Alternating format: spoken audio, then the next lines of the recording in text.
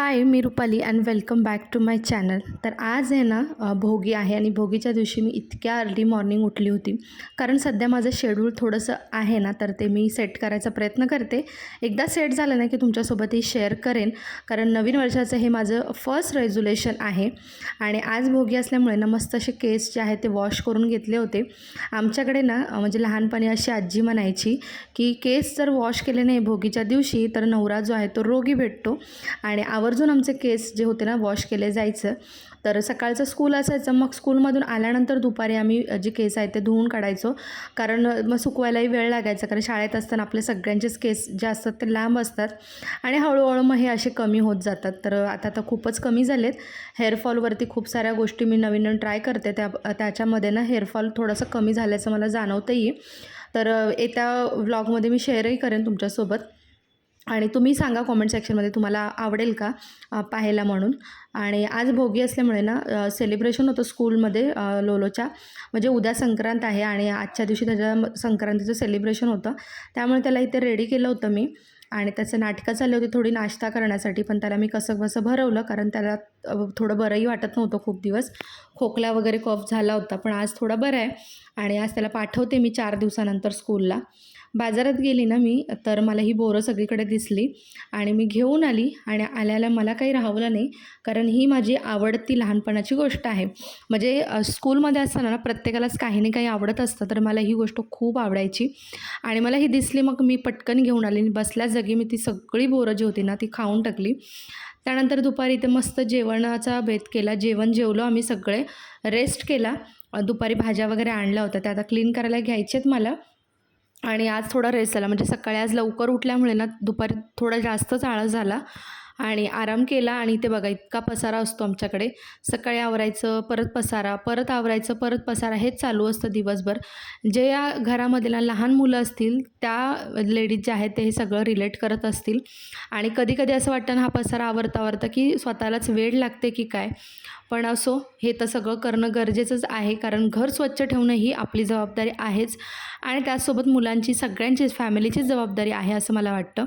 तर मिस्टर तर हेल्प करतच असतात क्लिनिंगमध्ये, पण मुलांनाही मी हळूहळू सवय लावते. तसं तर प्रज्ञा बऱ्याचशा गोष्टी स्वतः तो क्लीन करतो, पण लोला अजून थोडासा लहान असल्यामुळे सगळ्याच गोष्टी तो करत नाही, पण तरीसुद्धा त्याला मी सवय लावते.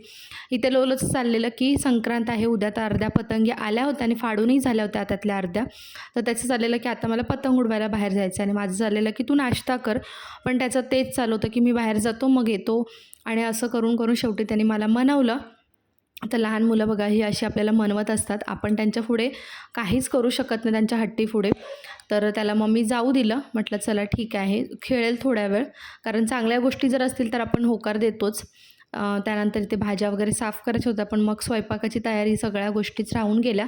आणि आता म्हटलं ॲटलिस्ट ह्या भाज्या आपण बाहेर तरी काढून ठेवूया. आता तर ह्या साफ करणं काही शक्य नाही, कारण खूपच लेट झालं आहे. म्हणजे जेवण वगैरे आमचं आवरलं, तर आता ह्या भाज्या काढून घेते. खूप साऱ्या भाज्या हिरव्या आणल्या होत्या आज बाजारामध्ये. आता थंडीमध्ये ना एक गोष्ट चांगली आहे की आपल्याला भरपूर भाज्या भेटतात आणि ऑप्शन्स भेटतात खूप सारे भाज्यांचे, त्याच्यामुळे ना टेन्शन नसतं काय बनवावं काय नाही. तर इथे बघा ही ना बटन काहीतरी याला म्हणतात. म्हणजे ह्या फुलांचं नाव मला एक्झॅक्टली माहिती नाही, पण बटन शेवंती असं काहीतरी म्हणतात असं मला वाटतं. तर ती घेऊन आलेली आणि खूप क्यूट होती, त्याच्यामुळे मी घेऊन आली ती. म्हटलं देवालाही उद्या वाहता येतील आपल्याला. पालेभाज्या आणल्या होत्या, खूप दिवसाने मुळा आणला होता. ह्या गावठी पालेभाज्या इथे ना आमच्या इथे एरियामध्ये ज्या मावशी आहेत त्या घेऊन बसतात. थोड्या महाग असतात, पण मी घेऊन आली. एक मेथी आणि एक लाल माठ जी असते ना, तर ती घेऊन आली मी. आणि त्याचबरोबर मुळासुद्धा आणला होता. बाकीच्या भाज्या आणल्या होत्या, नारळ आणला होता. नारळ ते प्रचंड महाग झालं आहे, खावं की नाही हा विचार पडतो आहे. अगदी 50 रुपयाला हा एवढाच छोटा नारळ होता. त्यानंतर इथे ना मी बाकीच्या भाज्यासुद्धा आणल्या होत्या. भेंडी आणली होती. त्याच्यानंतर ज्याला आपण काय म्हणतो तुरीच्या शेंगा असं काहीतरी म्हणतो आपण, तुरीच्या शेंगा, तर नुसत्या पण त्या उकडून खाता येतात, तर त्यासुद्धा आणल्या होत्या आणि छान भेटल्या होत्या. आता बघू हे थोडंसं म्हणजे जंक फूडवरचं ना प्रमाण जे खाण्याचं आहे ते कमी करायचं आणि सगळं हेल्दी खायचं आहे या वर्षामध्ये असं ठरवलं आहे मनाशी. आता बघू हे कितपर्यंत जाते. त्यानंतर मक्कासुद्धा घेऊन आली होती सँडविचमध्ये, किंवा नुसतं बॉईल करून भाजून, फार आवडतो मक्का सगळ्यांनाच घरी. तर म्हटलं चला तेही घेऊन येऊया. तर खूप साऱ्या गोष्टी इथे आणल्या होत्या, तर आता त्या मोकळ्या करून ठेवते म्हणजे उद्या क्लीन करता येतील.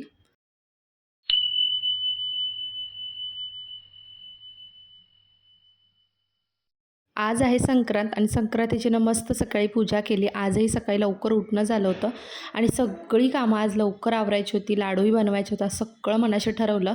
पण हे काही शक्य झालं नाही. पुढे तुम्हाला ब्लॉगमध्ये कळेलच. दाराशी अशी मस्त रांगोळी काढली. लोलोनी मला ना मोबाईलमध्ये रिकमेंड केली होती बघून, पण तशी नाही एक्झॅक्टली, थोडीफार 19-20 अशी डिझाईन घेऊन मग रांगोळी काढली. छान आज हिरवे जे चणे असतात त्याची भाजी बनवली होती आणि मग जेवण वगैरे करून हे लाडू बनवायला फायनली घेतले होते आज मी. कारण गडबड अशी झाली की सकाळी मी लवकर उठून देवपूजा वगैरे घरातली सगळी कामं आवरली आणि त्यानंतर सिलेंडरच संपला आणि मग गडबड झाली आणि नंतर मग हे लाडू वगैरे करायला मला उशीरच झाला बघा. सो सगळ्यांना मकर संक्रांतीच्या खूप खूप साऱ्या शुभेच्छा. 3 वाजलेले आहेत. जेवण वगैरे आमचं आवरले आणि लाडू जे आहेत ते सुद्धा मी बनवून घेतलेले आहेत. तर आज आहे ताईकडे आमच्या म्हणजे माझ्या नणंदबाई ज्या आहेत त्यांच्याकडे आज हळदी कुंकवाचा कार्यक्रम आहे आणि मुलांनी त्यांच्या टेरेसवरती पतंग उडवायची आहे आणि सकाळपासून त्यांनी माझं त्यासाठी खूप सारं डोकं खाल्लेलं आहे. म्हणजे मला अक्षरशः हैराण करून टाकलं आणि मग फायनली विचार करून मी तर तयार झाली. वाटतं हळदी कुंकू पण घेईन आणि सोबत मुलांसोबत थोडंसं पतंग उडवणार तिथे उभी राहील. मग त्यासाठी आता आम्ही निघत आहोत आणि ब्लॅक साडी माझ्याकडे नवीन तर नाही, पण गेल्या वर्षीची जी होती तीच मी वेअर केलेली आहे. सिंपल अशी साडी आहे, हलकी फुलकी मिक्स कॉटन आहे. तर चला एक लुकही दाखवते तुम्हाला कशी दिसते.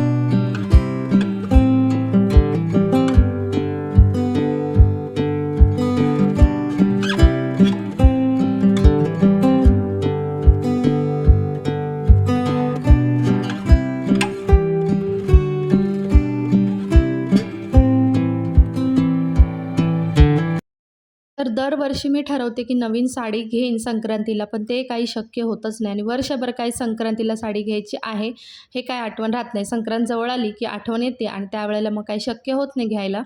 तर इथे लाडू केले होते ना, हे लाडू जे आबडधोबड दिसतात तर ते लोलोनी केले होते आणि त्याने सांगितलं माझे लाडू मम्मी तसंच ठेव, मला खायचे आहेत म्हणून. मग मी पण काही तसेच ठेवून दिले आणि थोडेसेच लाडू बनवले, थोडे नंतर बनवेन जर गरज पडली तर. यावर्षी काही हळदी कुंकूचा कार्यक्रम मी जेव्हा मार्गशीर्ष गुरुवार शेवटचं उद्यापन केलं त्याच दिवशी करून घेतलं होतं, त्यामुळे स्पेशल असं काय हळदी कुंकू करणार होती. आणि इथे जी क्लिप हलत तुम्हाला कळलं असेल कॅमेरामॅन कोण आहे, तर हो कॅमेरामॅन लोलो आहे आजचा. तर इथे ताईच्या घरी त्यांनीच हे शूट केलं, आमचे फोटोही काढले आणि त्यानंतर मग आम्ही आलो टेरेसवरती पतंग उडवायला. तर इथे मुलांनी पतंग उडवायला सुरुवात केली होती. म्हणजे आता जवळजवळ दुपार झाली होती त्यामुळे ऊन पण थोडं कमी होतं. थोडंसं ऊन, थोडीशी हवा, थोडंसं थंडी असं मिक्स जे क्लायमेट होतं ना ते होतं आणि भारी वाटत होतं त्या क्लायमेटमध्ये. आणि यावर्षी कसं मधल्या दिवसात संक्रांत आली त्याच्यामुळे घरातले कोणी मेंबर नव्हते.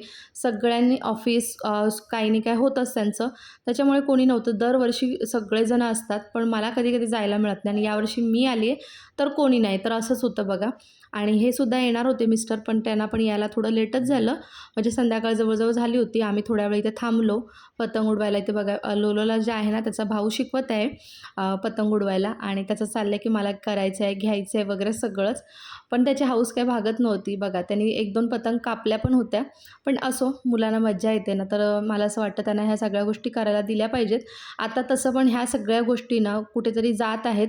म्हणजे दिसतच नाहीत आपल्याला. हल्ली हे सगळं कमी झालेलं आहे. आपल्या 90च्या 80च्या दशकामध्ये ना हे सगळ्या गोष्टी इतक्या छान सेलिब्रेट केल्या जायच्या, इतकी मजा असायची.